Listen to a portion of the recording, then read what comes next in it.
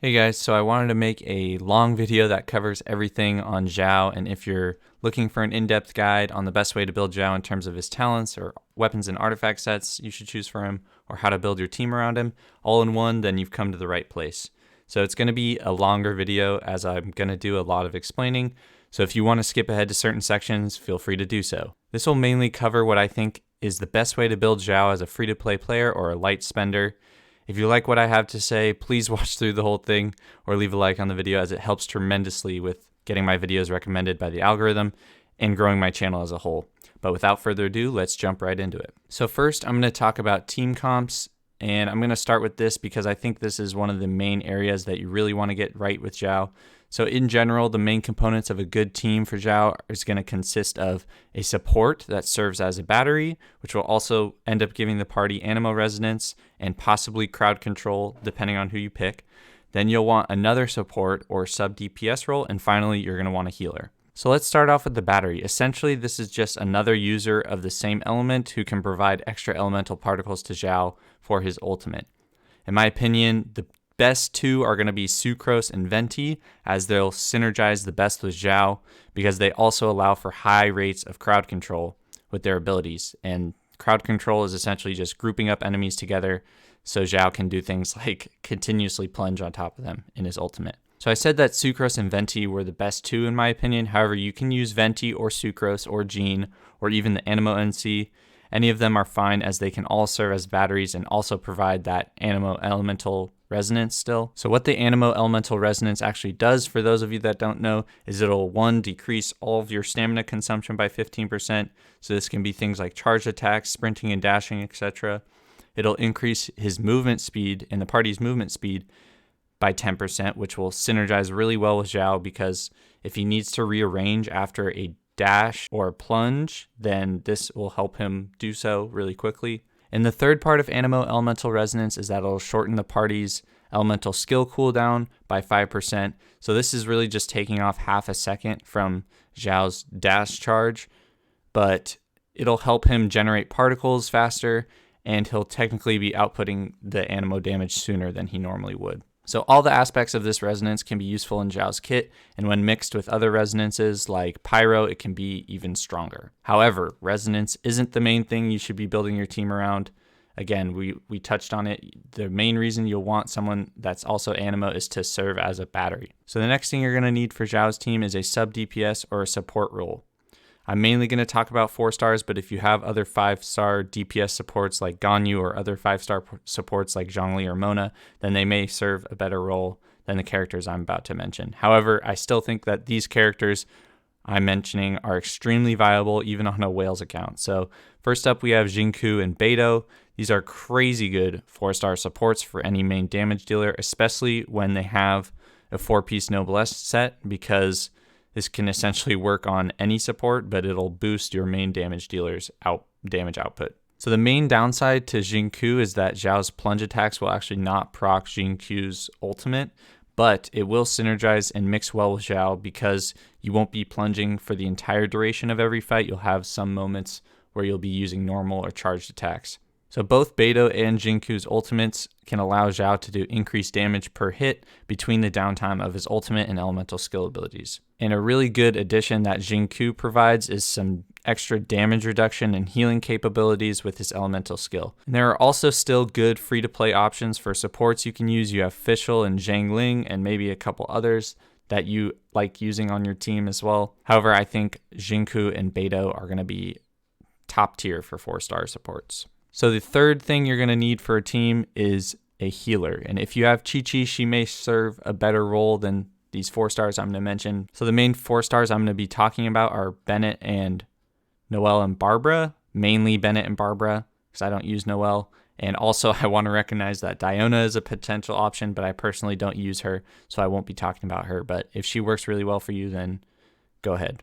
But first I want to talk about Bennett, because he can essentially serve as a support role and a healer role at the same time.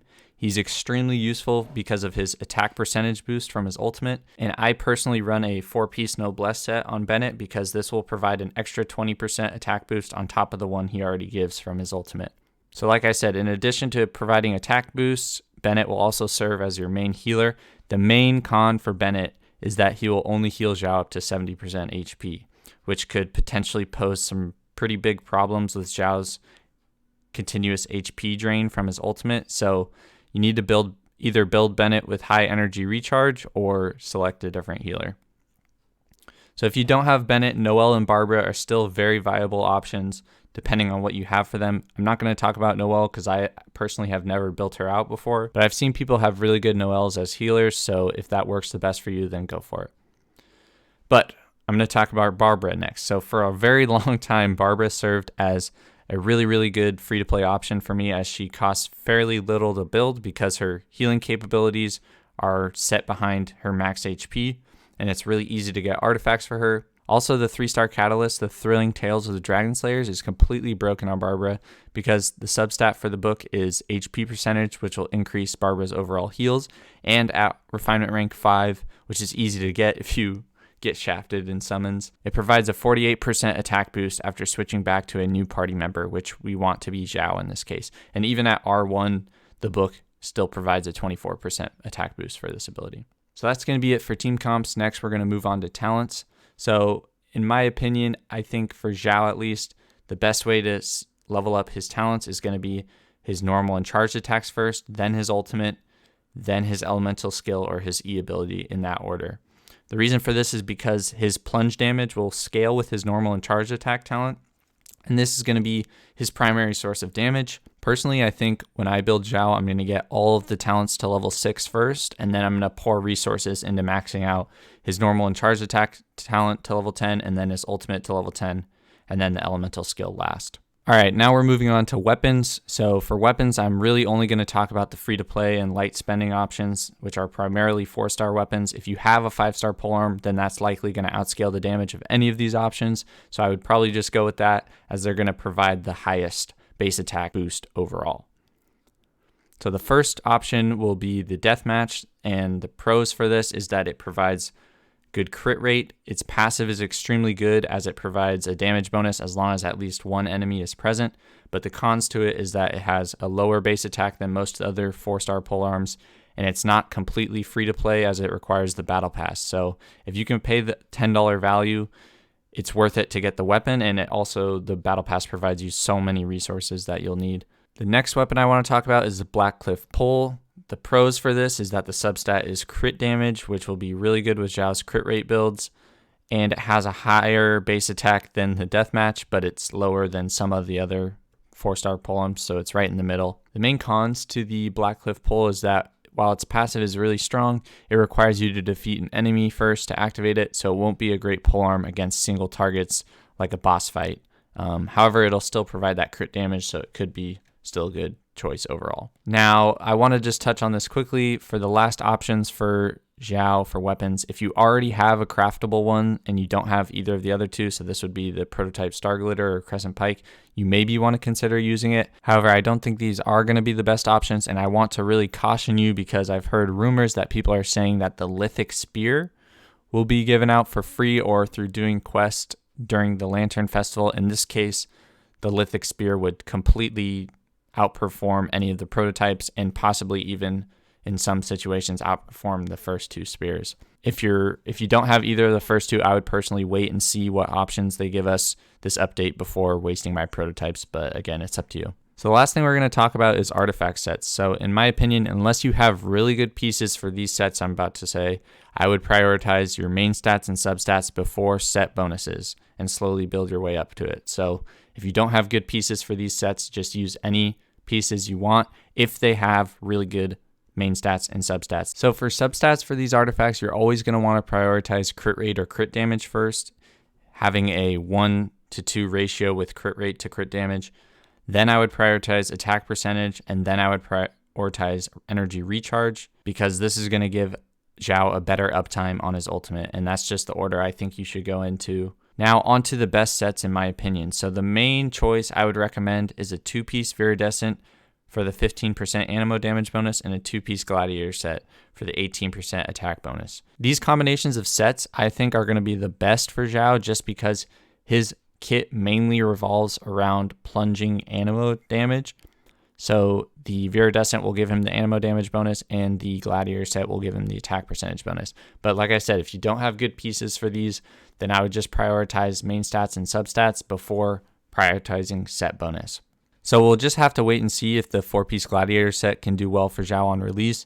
I'm specifically not sure about this one because I don't think it'll increase Xiao's plunge damage. Also, the Viridescent set is much easier to farm for Xiao than the Gladiator set, and I think the 2-piece of each will be the best choice overall. So an alternative choice that I really wouldn't recommend, but it's a potential one for set bonuses, is a 2-piece Bloodstained Chivalry 2-piece Gladiator set. However, I don't recommend this because it is building into physical damage, and building that would cut severely into Xiao's potential by not buffing his ammo damage at all. So I've also heard that the 2-piece Noblesse set won't work very well with Xiao's ultimate. This is because Xiao's ult is very similar to Razor's, where it ends up only buffing his stats or converting damage into a different element, but using the ultimate doesn't actually do damage itself when using someone like Keqing or Diluc it does. So now let's go over each artifact individually. So of course we have our Flower and Feather, which are going to be locked on flat HP and flat attack as the main stat, but for substats, just keep the same order as I recommended before. You want crit rate and crit damage, attack percent, and energy recharge. But for these next 3 pieces, you probably want to try to find the correct main stat for these, and then you want the same substats as before. So for the Sands piece, you're going to want attack percentage. For the Goblet, you're going to want Anemo damage bonus. So the Goblet is usually your alternate that you can change in your slots for artifacts. Usually people will run any random cup that is giving them the elemental damage bonus that they're needing. So in this case, Anemo damage bonus. Like for example, I use a Bloodstained cup with Anemo damage bonus on my Venti because it's giving me the specific main stat and some substats that I want. Unless you get a really good Viridescent or Gladiator Goblet that has Anemo damage bonus, I would just recommend using the Goblet as your slot option that you could switch out. And then for the headpiece, you're either going to want crit rate or crit damage as the main stat. This is really just going to ultimately depend on your builds for Xiao thus far. So if you need more crit rate to get to a 1-to-2 ratio, then build for that. If you need more crit damage to get to that 1-to-2 ratio, then build for that. But yeah, that's going to be pretty much all I got, at least so far, in terms of what I theoretically think will work best for Xiao when he comes out on the next banner. So in summary, we said that for Xiao's talents, you'll want to level up the normal and charge attack first, then the ultimate, then the elemental skill. Then for weapons, if you're a free-to-play player or a light spender, you're going to want the Deathmatch, the Black Cliff, then the Lithic Spear when it releases. Then you're going to want craftables last. And if you already have a 5-star polearm, just go ahead and use that. For artifacts, again, we're looking for pieces with desired main stats and really good substats: crit rate, crit damage, attack percent, energy recharge. And then for the actual set bonuses, I think the strongest and most viable will be 2-piece Viridescent, 2-piece Glad. And then we also talked about team comps, which I think it really is going to depend, but generally you want to maintain that structure I was talking about where you have a battery with crowd control, possibly a viable sub DPS or support, and then a healer of your choice. I know this was a long one, guys, but I want to make sure that I covered everything so people kind of know the best practices for Xiao and avoid making mistakes or wasting resources on him when he gets released. If you found this in-depth guide to be helpful or you learned something, smash that like and subscribe button. And other than that, I will catch you guys in the next one.